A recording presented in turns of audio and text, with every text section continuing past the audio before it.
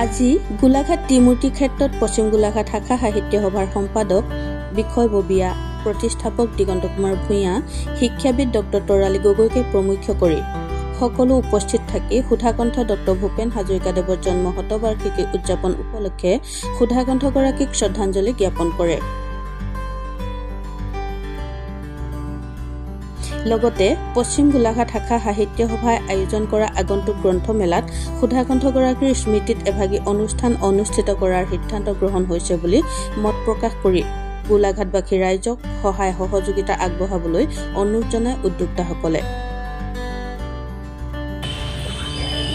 হয়, আজি আমি আমাৰ শ্ৰদ্ধাৰ ডক্টৰ সুধাকণ্ঠ ডক্টৰ ভূপেন হাজৰিকাদেৱৰ জন্ম শতবাৰ্ষিকীত পশ্চিম গোলাঘাট শাখা সাহিত্য সভাৰ তৰফৰ পৰা গোলাঘাটৰ ত্ৰিমূৰ্তি ক্ষেত্ৰত শ্ৰদ্ধাঞ্জলি জ্ঞাপন কৰিলোঁ।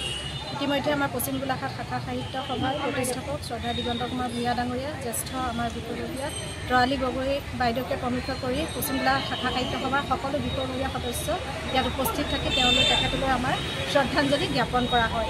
আৰু আমাৰ পশ্চিম গোলাঘাট শাখা সাহিত্য সভাই আগন্তুক গোলাঘাট গ্ৰন্থমেলা আৰু সাহিত্য সন্মান 2025তো শ্ৰদ্ধাৰ বৰেণ্য ব্যক্তিগৰাকীৰ যি জন্ম জয়ন্তী শতবৰ্ষ উদযাপন কৰিবলৈ চৰকাৰে আহ্বান জনাইছিলে। গতিকে আমি সেই গ্ৰন্থমেলাটো তেখেতৰ এটি অনুষ্ঠান আমি ৰাখিছোঁ। গতিকে গোলাঘাটবাসীৰ ৰাইজক আৰু সকলোকে আচলতে এই অনুষ্ঠানত আমি সহযোগিতা আগবঢ়াবলৈ অনুৰোধ জনাইছোঁ। গোলাঘাটৰ পৰা পল্লৱিকা বৰুৱাৰ ৰিপৰ্ট, সময় অসম।